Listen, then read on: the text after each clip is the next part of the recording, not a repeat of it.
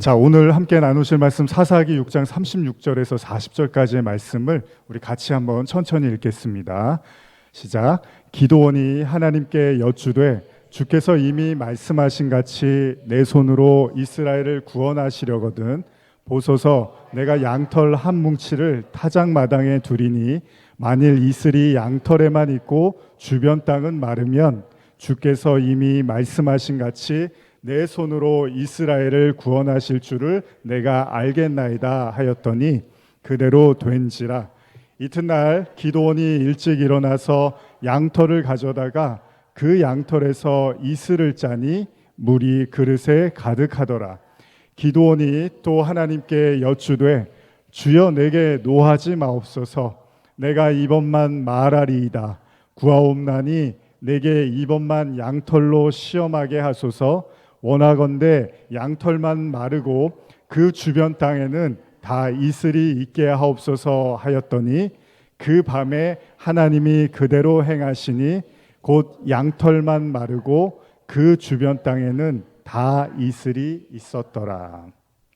오늘은 사사기에 대한 말씀을 좀 나누려고 합니다. 사사기의 말씀은 여러분들이 여러 번 보셨고 들은 말씀이시죠. 하나님께서 이스라엘 백성들을 모세를 통해서 애굽의 종살이로 해방시켜주고 광야에서 40년 동안 모세의 지도하에 있었습니다. 그러나 모세도 이제 시간이 흐르고 죽게 되고 그 후계자로 여호수아를 하나님이 부르시죠. 여호수아를 통해서 하나님께서는 가나안 땅을 본격적으로 정복을 하게 하십니다. 그리고 결국 이스라엘 백성은 가나안 땅에 정착하게 됩니다. 이스라엘의 각 지파들은 그 땅을 드디어 유업으로 받게 되고요. 그리고 결국 여호수아도 시간이 흐르고 죽게 되자 더 이상의 이제 백성들을 지도할 후계자를 세우지 못하게 됩니다. 자, 모세도 죽고 여호수아도 죽고 이제 지도자가 없습니다. 이스라엘 백성에게. 이 사사기가 그래서 나온 거잖아요. 이 강력한 통치를 할 지도자가 없었던 이스라엘은 가나안 땅에 미처 정복하지 못했던 원주민들이 좀 남아 있었고요. 그리고 주변의 세력들이 또다시 공격하기 시작을 합니다. 자, 하나님은 다시 당신의 백성들을 이끄시기 위해서 부분적으로나 혹은 전체적으로 백성들을 인도할 사람들을 다시 그때그때마다 불러서 세우게 됩니다. 이 사람들을 우리가 사사라고 합니다. 사사들은 주로 이스라엘 백성들이 위협을 받을 때마다, 그러니까 위협과 공경에 빠질 때마다 하나님이 부르셔서 세웠던 사람들이죠. 오늘 우리가 읽은 본문은 그러한 사사들 중에 하나인 기드온과 관련된 이야기입니다. 사사기는 보통 이스라엘이 죄를 짓고 그리고 나서 주변국들에게 계속 시달림을 당합니다. 그러면 하나님이 사사를 세우십니다. 그리고 위기를 극복하게 하십니다. 그러면 또다시 이스라엘이 범죄를 합니다. 그러면 또다시 주변에 의해서 고통을 당하고 하나님은 또 사사를 세우고 이게 계속 반복되는 이야기예요. 근데 사실 사사기만 그렇습니까? 성경 전체가 다 그렇죠. 죄 짓고 하나님이 용서하시고 이기게 하시고 또 죄 짓고 다시 이기게 하시고 또 죄 짓고 이게 계속 반복이 된다는 거예요. 그래서 사사기를 단적으로 요약해 주는 구절이 있는데요. 우리 같이 읽어볼까요? 사사기 17장 6절입니다. 시작. 그때에는 이스라엘의 왕이 없었으므로 사람마다 자기 소견에 옳은 대로 행하였더라.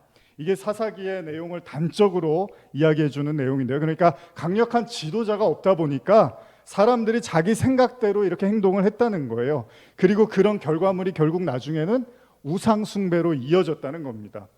그런 사사기의 모습들이 이제 다음과 같이 기록이 되어 있는데요.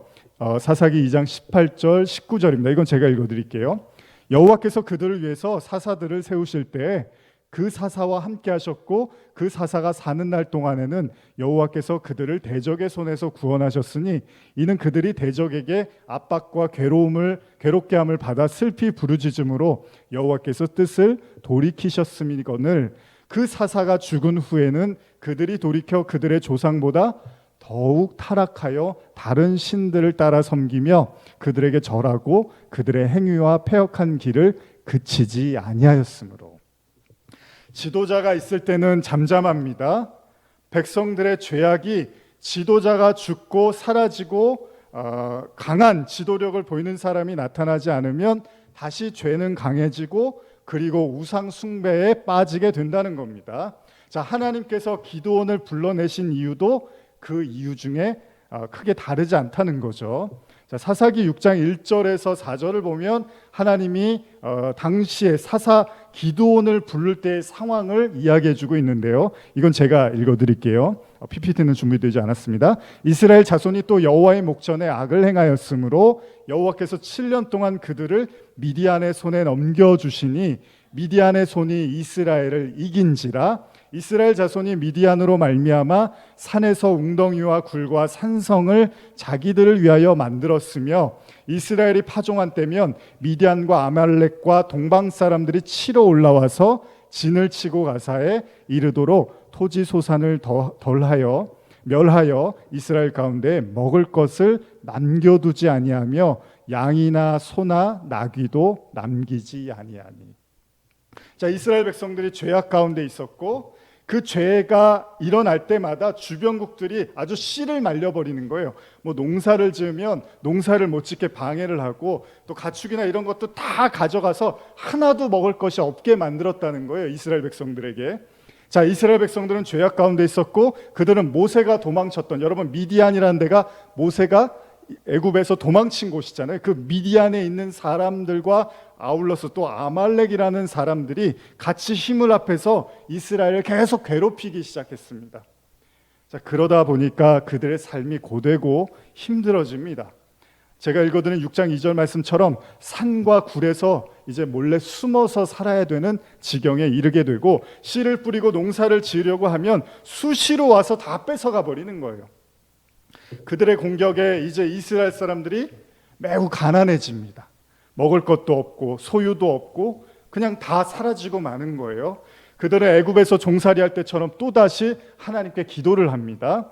누군가 나타나서 좀 이 어려움을 해결해 달라고 이스라엘 백성들이 간절히 하나님께 또다시 기도를 하고 하나님은 기도를 들어주시죠. 뭐 출애굽기나 사사기나 크게 다르지가 않죠. 자, 이때 하나님은 선지자를 통해서 말씀을 하시는데 내가 다시 도와줄게, 하나님이 말씀을 하세요. 그러면서 이스라엘 백성들에게 죄를 지적을 하시는데 이게 사사기 6장 10절입니다. 우리 같이 읽어볼까요? 시작. 내가 또 너희에게 이르기를 나는 너희의 하나님 여호와이니 너희가 거주하는 아모리 사람의 땅의 신들을 두려워하지 말라 하였으나 너희가 내 목소리를 듣지 아니하였느니라 하셨다 하니라. 자, 가나안에 머무는 동안에 이스라엘 백성들은 문제가 뭐였습니까? 하나님도 섬기는데 동시에 다른 신들도 두려워하면서 그들을 섬겼다고 말씀을 하십니다. 그러니까 여러분 두려워하다 보면 어떻게 되죠? 뭔가를 두려워하면 그걸 또 섬기게도 됩니다. 이스라엘 백성은 종교적인 혼합주의에 빠지고 말게 된 건데 어쨌든 간에 하나님은 이런 가운데 있는 백성들을 구원하기를 결정하시고 그때 기드온을 불러내십니다. 사사기 6장 14절 15절인데요. 제가 읽어드릴게요. 여호와께서 그를 향하여 이르시되 너는 가서 이 너의 힘으로 이스라엘을 미디안의 손에서 구원하라. 내가 너를 보낸 것이 아니냐 하시니라. 그러나 기드온이 그에게 대답하되 오 주여 내가 무엇으로 이스라엘을 구원하리이까? 보소서 나의 집은 므낫세 중에 극히 약하고 나는 내 아버지 집에서 가장 작은 자니이다 하니. 자, 모세의 때도 그런 것처럼 기드온도 하나님이 부르시니까 뭐라고 하냐 하면 기꺼이 갈 수가 없습니다. 하나님의 부르심 앞에서 모세는 뭐라고 하죠? 제가 말을 잘 못해요 이렇게 말을 해요. 근데 지금 기드온은 자신의 가정이 이스라엘의 12족속 중에서도 굉장히 보잘것없는 집안이고 그 집안에서도 나는 굉장히 약한 사람이라는 거죠. 참 사람들이 뭐를 이렇게 부탁을 하면 이렇게 약한 핑계를 대요. 하나님 앞에서나 사람은 다 그런 것 같아요. 저 못해요. 이래서 못하고 저래서 못하고 다 이야기를 하죠. 가장 일방적인 생각이지만 우리는 하나님이 사람을 들어쓰실 때 사실 저와 여러분들도 그런 생각이 들잖아요. 굉장히 훌륭하고 지성과 겸비를 갖춘 사람을 써야지 이게 문제가 안 되는데 하나님은 그 일에 그렇게 적격해 보이지 않는 사람한테 자꾸 찾아가서 이제 앞으로 저도 여러분들한테 좀 찾아가서 저는 그 일하고는 안 맞는 것 같습니다라고 하면 저도 좀 집요하게 하나님의 마음을 가지고 뭐 그럴 수도 있지 않을까. 왜냐하면 하나님도 지금 그러시잖아요. 자꾸 기드온한테 가서 좀 하라는 거예요. 그러니까 기드온이 다 나오는 거야. 집안 얘기에다가 자기 뭐 마음 그런 얘기 다 이렇게 쏟아내는 거죠. 또 우리도 이해도 가는 게 그렇잖아요. 뭐 훌륭한 사람들 놔두고 왜 저 같은 사람을 씁니까? 라는 게 사람 생각이죠. 그러면서 드는 예가 제가 대학교 때 많이 들었던 거. 여러분 대학생들, 신학생들이 최고로 닮고자 하는 사람 누구죠? 바울이죠, 바울. 왜 바울을 꼽죠? 뭐 모세도 비슷한 상황이었지만 상당한 한물을 가졌고 최고의 가정에서 자랐고 뭐 이런 것들.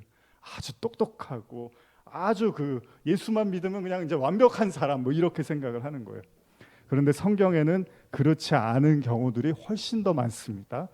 기도원도 별반 다르지 않습니다. 뭔가 대단하고 훌륭한 사람들이나 앞에 서서 지도하는 것이지 자식 같은 사람이 천하기 짝이 없다고 생각하는 이런 사람들, 그런 사람의 어떤 신세 한탄을 하나님께 하고 있다는 겁니다. 그러니까 기도원이 할 수 있는 건 뭐죠? 표적을 구할 수밖에 없는 거예요. 이럴 때 이제 가장 좋은 거, 표적, 하나님이 맞습니까? 라고 묻는 거죠. 오늘 우리가 읽은 본문에도 그런 표적 중에 하나였는데요. 하나님께서는 이미 앞서 기드온에게 표적을 보여주신 이후에 바알의 제단을 허물고 하나님의 제단을 그 위에 세우라고 하십니다.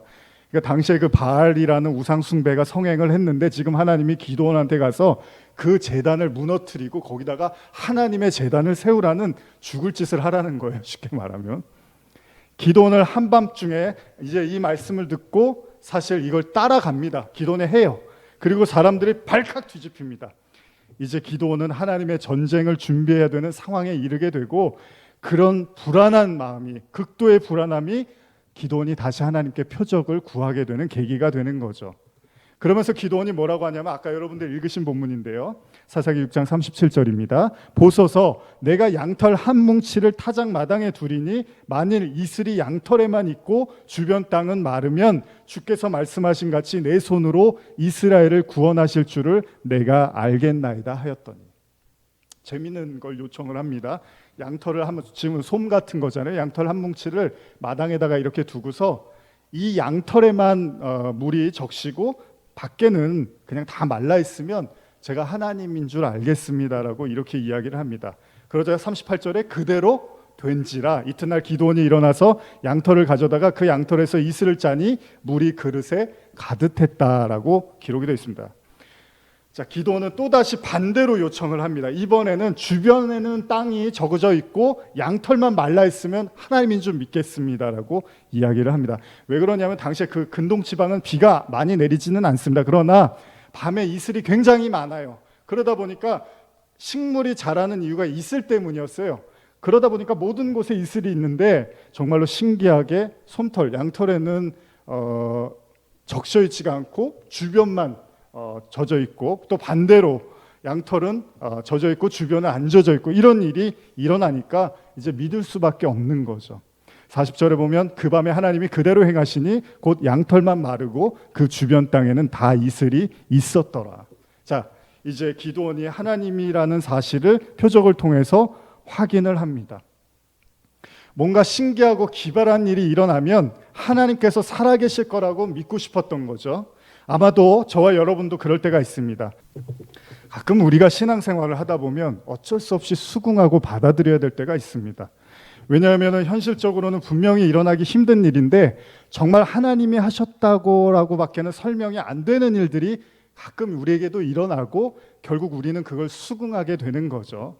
불분명한 상황 속에서 생각과 고민은 많아지고 답을 낼 수 없는 그런 경우를 우리는 종종 경험을 합니다. 혹시 결정장애라는 말씀을 들어보셨나요?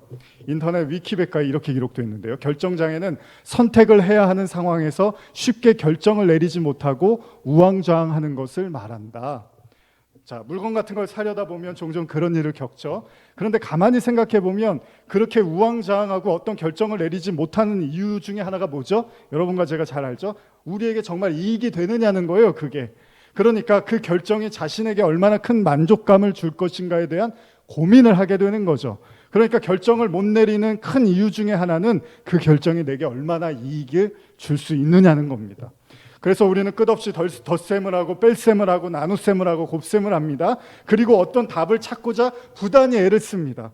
무엇이 가장 좋은 선택이고 무엇이 가장 이익을 볼 수 있는 것일까?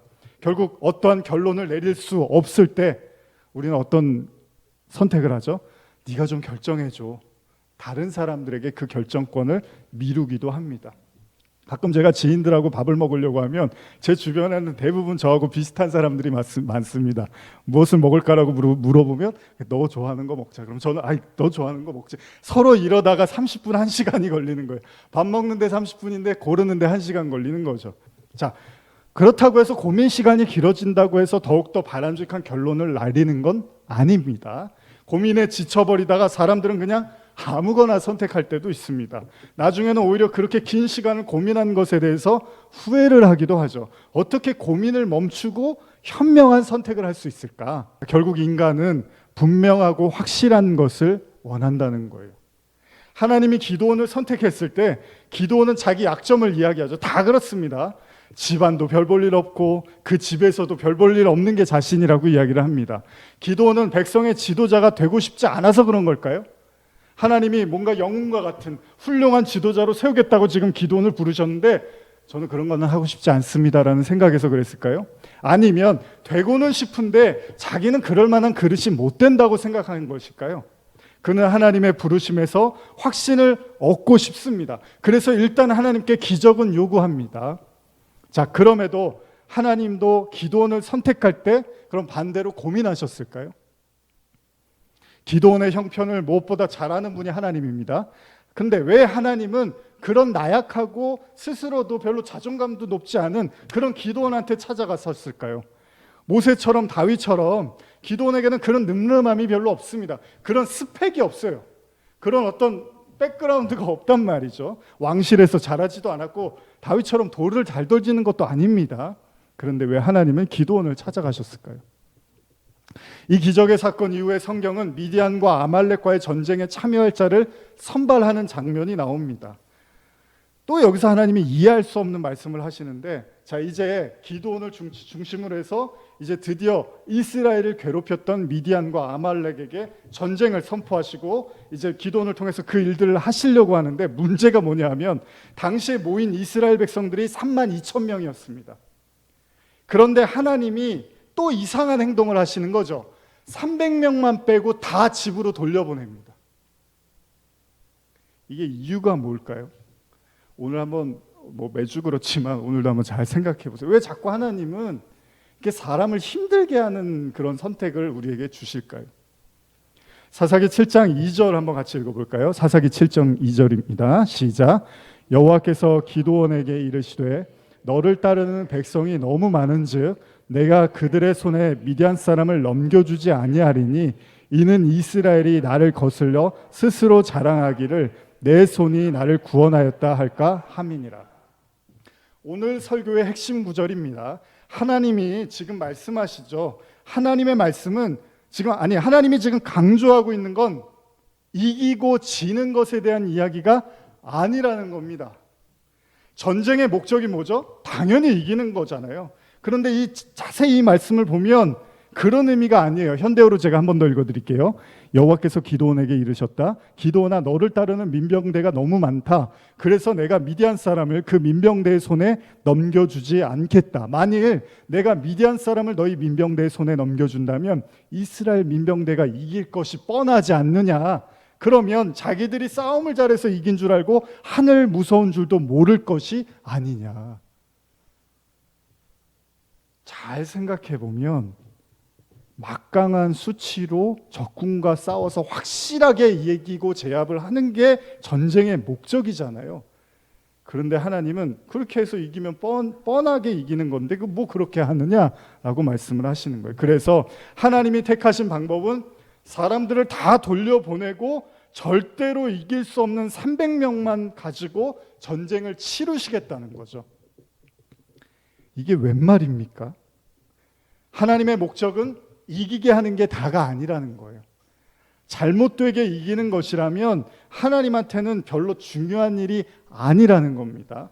아니, 오히려 이기게 해서 백성들이 기고망장한 모습을 하나님은 보고 싶지 않다는 거예요. 그래서 절대로 이길 수 없는 적은 무리로 전쟁을 하시겠다는 겁니다. 기드온을 당황하게 하는, 기드온에게 진땀이 흐르게 하는 말씀일지도 모릅니다. 그렇습니다. 기드온은 하나님이 자신을 부르셨을 때 그분이 하나님인지 기적을 요구했습니다. 그래서 그는 그 기적을 보고 하나님이라고 믿고 지금 전쟁에 참여한 건데, 근데 우리가 생각해 볼 게 있다는 거예요. 대부분의 많은 신앙인들이 자신이 처한 어려움의 해결책으로 하나님께 기적을 요구하죠. 그러니까 하나님께서 기적을 인간에게 불가능을 해결해 주기 위한 방법으로 우리가 기적을 요구한단 말이에요. 그런데 하나님이 기적을 행하시는 이유를 지금 말씀에는 다르게 기록한다는 거예요. 그건 이 일을 행할 수 있는 분이 하나님인지 아닌지가 중요하지, 그 전쟁을 이기게 하는 것에는 하나님이 큰 관심이 없다는 겁니다. 자, 그걸 깨닫게 하시려고 자꾸 사람들의 방법을 역행을 하는 거예요. 그러면서 위험하고도 비이성적이고 합리적이지 않은 방법으로 하나님은 말씀을 하시더라는 거예요. 자, 우리가 자주 하는 이야기지만 하나님께서 이스라엘 백성을 애굽에서 끌어냅니다. 그리고 어디에 세우죠? 홍해 앞에 딱 세워요. 그리고 홍해라는 바다 앞에 진을 치게 하죠. 이때 백성들이 어떻게 행동합니까? 막 어마어마하게 화를 냅니다. 아니, 그렇게 고생해서 애굽에서 우리를 자유롭게 해주시겠다고 꺼내놨는데 정작 닥쳐온 곳이 홍해라는 바다 영향, 빠지면 죽는데 앞에다가 백성들을 이렇게 다 진을 치게 만들어요. 그리고 뭐라고 하냐면요, 이스라엘 백성들이 막 화를 냅니다. 이건 우리를 여기다가 죽이려고 그랬구나, 애굽에서 안 죽게 하려고 바다에서 죽게 하려고 그랬구나, 그러면서 하나님께 막 분노를 일으킵니다. 모세가 정말 마저 죽을까 봐 어떻게 할지 모를 정도로 상황이 급박하게 돌아갑니다. 근데 하나님이 뭐라 그러시냐면, 오늘 본 애굽 사람을 다시는 못 보게 할 거라고 말씀을 하세요. 홍해를 가르고 이스라엘 백성들이 무사히 건너고, 사실 홍해는 이스라엘 백성의 매장지가 아니라 애굽을 위한 매장지였어요. 이 얘기는 뭐냐면 뒤도 돌아보지 말라는 말씀이었던 거죠. 여기 너희들이 두려워했던, 너희들이 무서워했던, 너희들이 지배받았던 그 애굽 사람은 이제 뒤도 돌아보지 말라는 거예요. 아니, 아예 다 하나님이 없애버리겠다는 거예요. 사실 이 세상 누가 바다를 가를 수가 있겠습니까? 하나님밖에 없죠. 누가 바다를 가를 수가 있습니까? 아니, 그들이 애굽에 있었을 때 10가지 재앙도 누가 그걸 할 수 있습니까? 하나님밖에는 없잖아요. 창세기에서 노아 시대에 하늘이 뻥 뚫려서 40주와 비가 내립니다. 누가 그걸 가능하게 합니까? 이 세상을 심판할, 소돔과 고모라에서 유황불이 떨어져서 심판받을 때 누가 그 일을 가능하게 할 수 있습니까? 하나님밖에는 없잖아요. 바벨론 시대의 그 바벨탑의 언어, 사람들의 언어를 흩으셨습니다. 누가 그걸 가능하게 합니까? 하나님밖에는 안 돼요. 그러나 홍해 앞에서 이스라엘 백성은 도무지 홍해 앞에서 살아남을 수 없다고 판단을 하게 됩니다. 그리고 뭐라고 하죠? 모세한테 원망하면서 한 얘기가 뭐냐면 다시 종살이를 하겠다고 이야기를 해요. 애굽에서 10가지 심판, 재앙, 기적을 다 봤습니다. 근데 믿음은 1도 자라지를 않는 거예요. 그러기도 그런 게, 사실 저와 여러분도 홍해 앞에 앉아서 이게 갈라질 거라고 상상이 되겠습니까? 모세도 사실은 좀 우왕좌왕했거든요. 홍해 앞에서, 아니 뒤에서는 적군이 따라오는데 앞에는 바다가 있으니 모세도 상상도 못했을 거예요, 이게 갈라질 거라고는. 자, 인간이 절대 상상조차 하기 힘든 일들이 있습니다.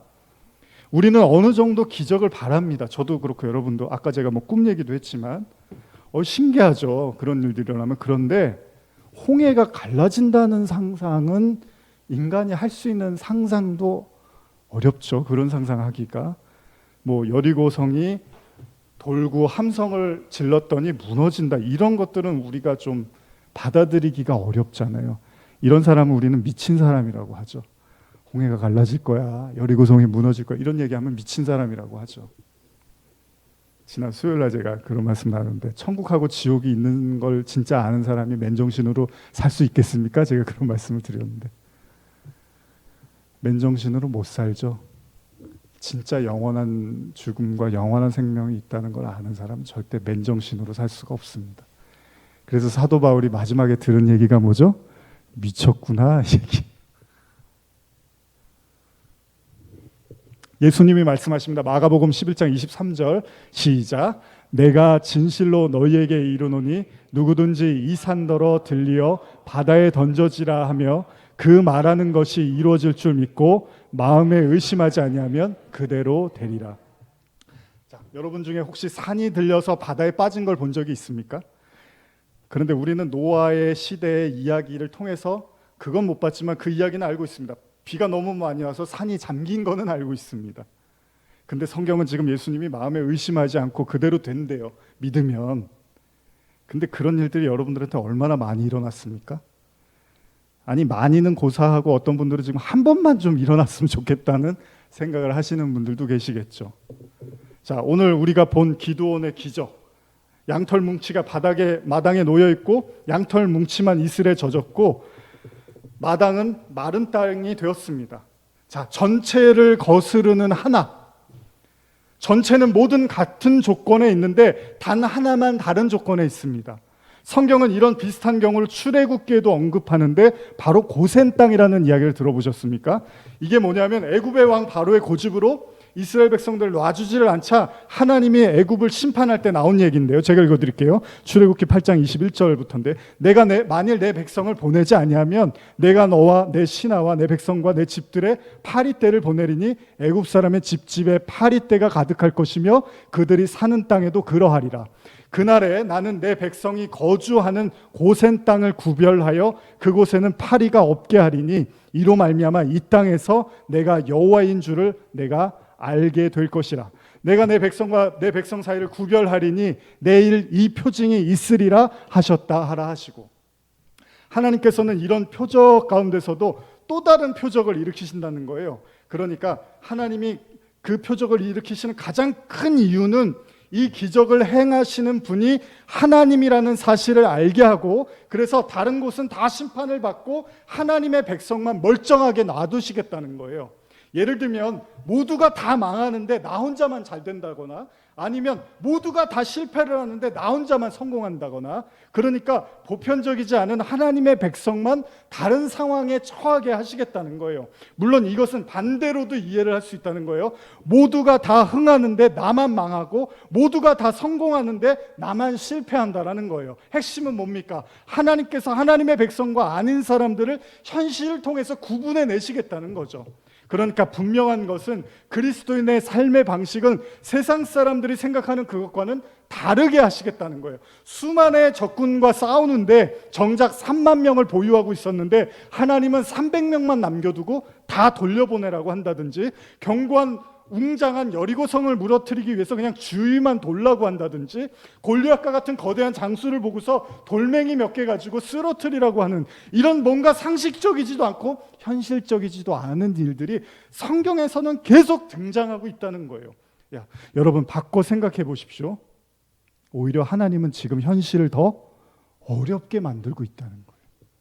믿음이 없으면 하나님이 하시는 모든 말씀이 다 부담스럽다는 거예요. 왜요? 일반적인 얘기를 안 하시니까. 3만 명이 있으면 3만 명에서 더 긁어모으라고 해야 되는데 300명 남기고 보내는 게 이게 말이나 됩니까? 그러면 기도는 얼마나 불안합니까? 300명 다 죽는 거 아니야? 바꿔 생각해 보면 오히려 하나님은 현실을 더 급박하고 어렵고 초조하고 불안하게 만든다는 거예요. 일반 사람들이 생각하는 수준에도 못 미치는, 오히려 불안한 상황을 자꾸 조정하는 분이 지금 하나님처럼 보인다는 거죠. 여러분 로마서 말씀 여러분 잘 아시는데 로마서 12장 1절 2절 보면요, 같이 한번 읽어볼까요? 그러므로 형제들아 내가 하나님의 모든 자비하심으로 너희를 권하노니 너희 몸을 하나님이 기뻐하시는 거룩한 산 제물로 드리라.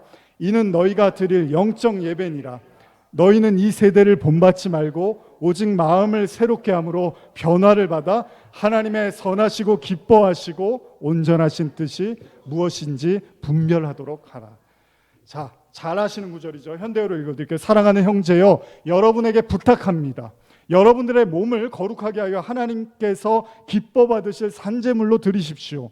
이것이 진정한 예배입니다. 하나님께서 여러분에게 베푸실 일을 생각할 때 이게 무리한 요구이겠습니까? 여러분은 이 세상 사람들과 행동과 관습을 본받지 마십시오. 그보다는 생각이나 행동으로 새로워져 딴 사람이 되십시오. 그렇게 되면 하나님의 방법이 실제로 얼마나 행복을 가져다 주는 것인가를 여러분의 경험을 통해서 알게 될 것입니다. 이게 무슨 말씀입니까?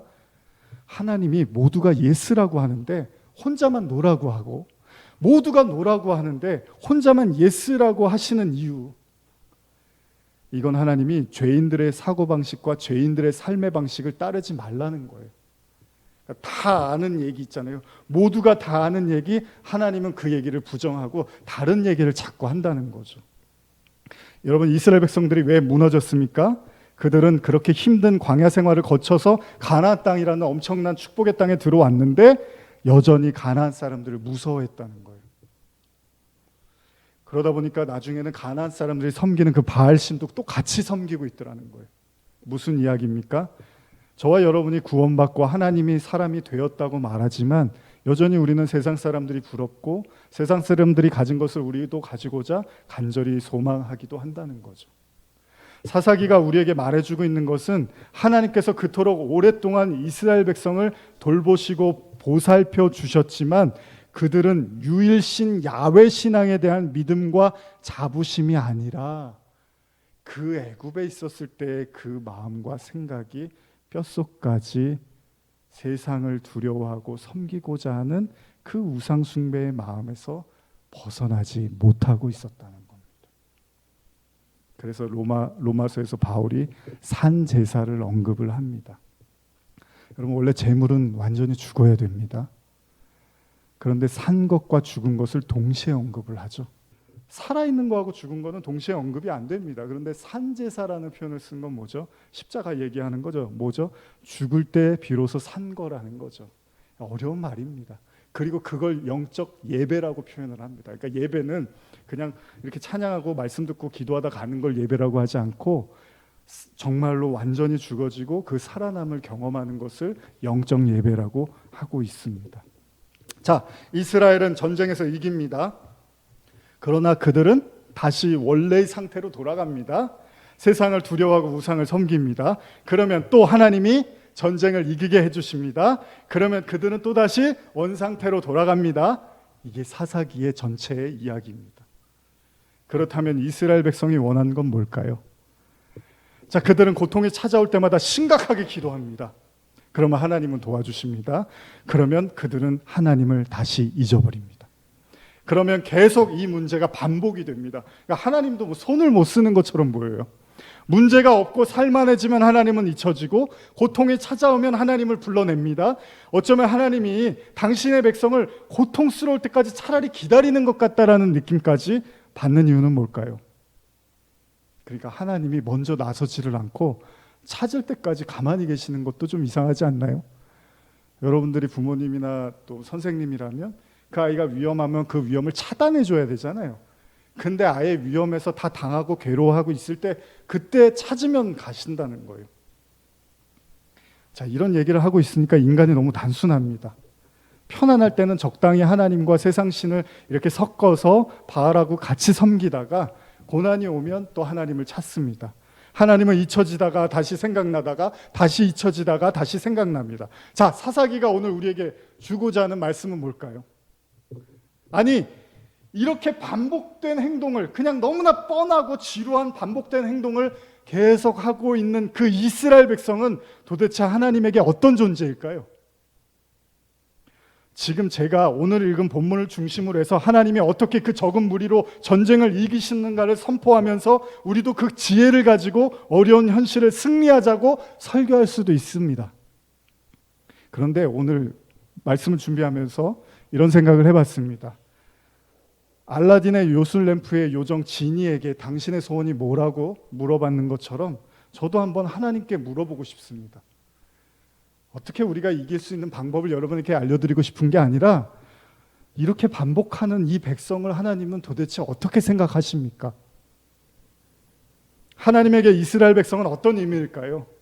매일 반복되는, 어쩌면 신이 보기에는 지루하고 뻔한 인생인데, 그들을 보면서 그들의 모습을 보고 있으면 분명히 한심하고 혀를 껄껄 차면서 답답해 하실 하나님이신데, 어차피 도와줘봤자 또 금방 돌아서서 잊어버리고 하나님을 기억하지 못할 그들을 하나님에겐 도대체 어떤 의미겠냐는 거예요. 구약 내내 기록된 수많은 경고와 질책에도 전혀 나아질 기미를 보이지 않고 항상 다시 원점으로 인간은 돌아갑니다. 그들은 하나님을, 그런데도 그들을 하나님이 놓지를 못해요. 기드온처럼 그가 하나님을 확인할 수 있는 유일한 방법은 그냥 기적 보여주세요, 이게 다였어요. 이게 우리하고 똑같잖아요. 오늘날의 우리의 모습도 나약하고 믿음 없을 때 하나님 어떻게 좀 날 도와주셔서 살아계셨다는 걸 보여주세요, 이게 우리의 마음이잖아요. 인간에게는 우리의 삶이 조금이라도 안정되고 편안하게 만들 수 있는 순간순간의 기적이 필요하고, 그래서 하나님은 우리의 삶을 도와주시지 않으면 우리의 삶이 결코 평탄할 수 없다는 것도 우리는 잘 알고 있습니다. 그래서 우리는 하나님께 기적도 구하고 표적도 구합니다. 그러나 늘 하나님의 반응은 석연치가 않습니다. 무언가 적극적이고 확실하게 우리를 도와주시는 것 같은 느낌보다는 자신이 가진 능력에 비해서 매우 인색하고 아끼고 꼭 필요한 것 외에는 우리를 보살펴주고 있지 않는 것 같다는 거예요. 왜 그럴까요? 기적이라는 건 쉽게 일어나는 건 아닙니다. 그래서 기적이죠. 우리는 하나님께 그런 기적들을 바라고 요구합니다. 그래야만 우리의 어려움이 해결되고, 그리고 하나님이 살아계시다는 확신을 할 수 있기 때문입니다. 그러나 성경은 그렇게 말하지 않고 있습니다. 왜냐하면 기적의 시간이 지나고 사라지면 하나님도 같이 잊혀지기 때문입니다. 자, 이제 마무리를 제가 이제 정리하는 단계로 들어갈 건데, 한번 진지하게 지금부터 잘 들어보십시오.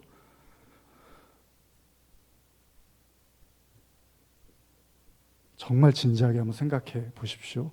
메뚜기 같은 수많은 무리의 미디안 적군과 전쟁을 해야 되는데 하나님은 32,000명의 대부분의 사람을 돌려보내고 300명만 남게 합니다. 이유가 뭡니까? 이 말도 안 되는 일을 왜 자꾸 일으키십니까? 왜 99%가 예스를 할 때 하나님은 노라고 말하게 하십니까? 왜 모두가 노라고 말할 때 하나님은 예스라고 말하게 하십니까? 왜 신앙생활을 이렇게 어렵고 힘들게, 때때로 우리를 절박한 지경으로 몰고 가십니까? 왜 그러십니까? 대답은 간단합니다. 그래야지 하나님을 찾기 때문입니다.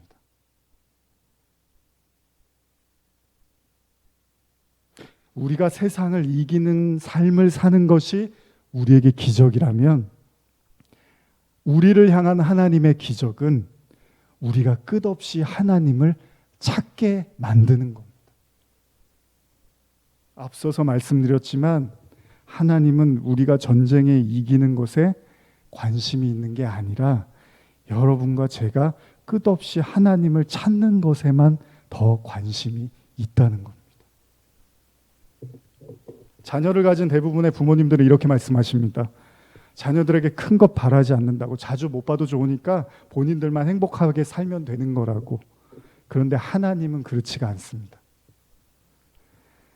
하나님의 목적은요, 당신들의 자녀를 매일 보는 거고, 당신들의 자녀와 매일 소통하는 거고, 당신들의 자녀와 매일 함께하는 그 자체가 하나님의 목적입니다. 그냥 함께만 하는 것이 아니라 계속 서로 마주보고 있기를 원한다는 거예요.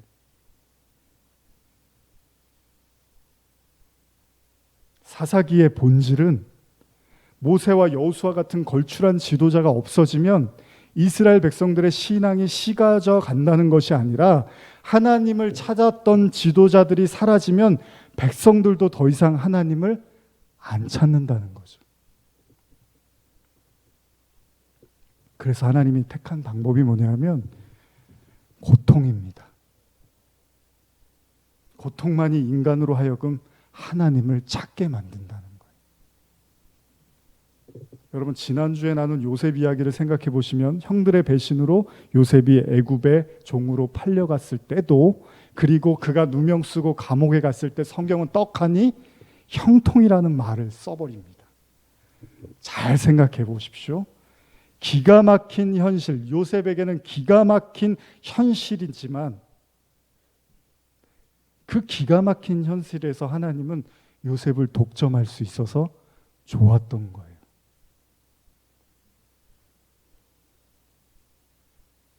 요셉의 비극이 하나님께는 형통이었던 거예요. 여러분, 하나님을 오해하지 마십시오. 하나님이 원하고 우리에게 정말 바라는 건 여러분과 교통하는 그 자체 외에는 없습니다. 여러분들이 이 세상에서 잘 살든 못 살든 이기든 지든 그건 다 둘째 이야기예요. 지금 하나님이 중요한 건 하나님의 얼굴을 맞대고 있느냐는 거예요.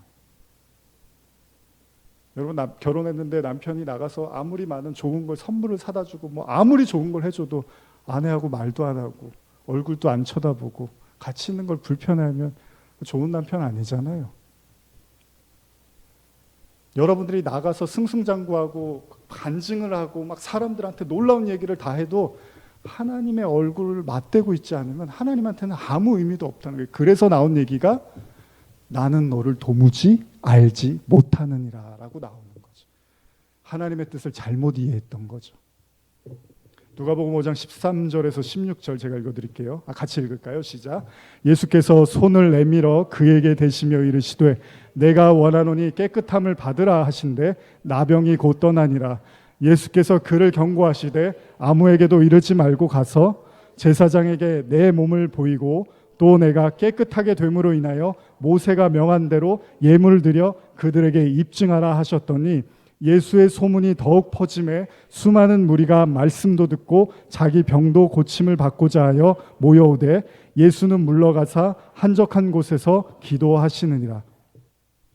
많은 사람들이 사역을 논하고 열정을 논하고 열매를 논하고 부흥을 논하고 영적 전쟁을 기도해서 이기고 모든 난관 속에서 하나님의 기적을 구하면서 승리할 거라고 선포합니다. 어떤 질병도 어떤 어려움도 하나님이 함께 하시면 이긴다고.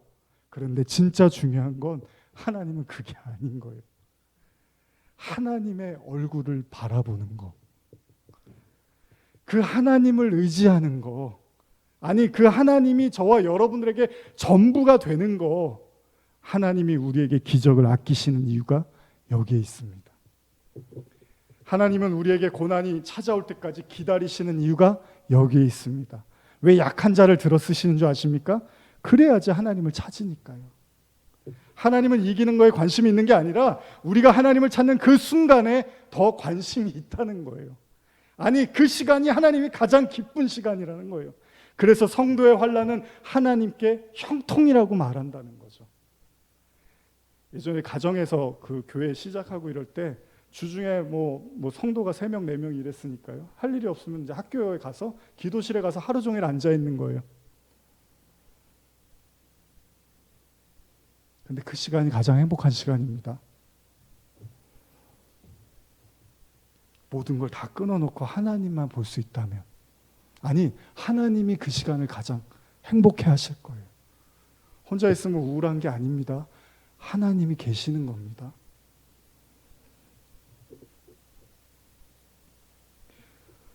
누가복음 2장을 보면요, 예수님이 12살 되던 해의 일이 기록되어 있는데요, 6월절 절기를 지키기 위해서 부모인 요셉과 마리아와 예루살렘 성전에 올라가서 같이 절기를 보냅니다. 그런데 부모님들이 예수님을 깜빡하고서 잃어버리고 부모님만 내려오죠. 깜짝 놀란 요셉과 마리아가 다시 예루살렘 성전으로 올라가고 사흘이 지나서야 아들 예수를 찾게 됩니다. 그는 예루살렘 성전에 있었던 거예요. 초조하고 불안했던 예수의 부모는 화가 난 나머지 예수님께서 호통을 칩니다. 이거 한번 읽고 이제 마무리하겠습니다. 시작. 그의 부모가 보고 놀라며 그의 어머니도 이르되 아이야 어찌하여 우리에게 이렇게 하였느냐. 보라 내 아버지와 내가 근심하여 너를 찾았노라. 예수께서 이르시되 어찌하여 나를 찾으셨나이까. 내가 내 아버지 집에 있어야 될 줄을 알지 못하셨나이까 하시니. 저는 오늘 말씀이 거의 비밀이 아닐까 생각을 해봅니다. 하나님 마음이 이렇지 않을까. 동의를 하시는 분도 있고 안 하시는 분도 계시겠지만 모든 만물을 다 가지신 그분이 이 세상 이기는 거에 관심이 있으실까요? 그 전쟁에서 내가 머리 써갖고 지혜를 줘서 너희들 잘 이기게 해줄게, 이런 게 하나님의 관심이 될 수 있을까요? 하나님의 관심은 저와 여러분 그 자체입니다. 아버지의 집에 머무르십시오. 기도하시겠습니다.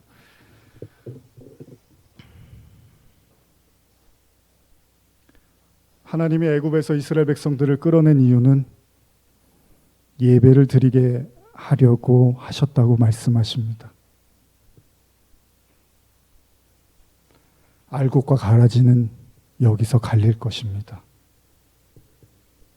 하나님의 얼굴을 구하는 자와 기적을 구하는 자.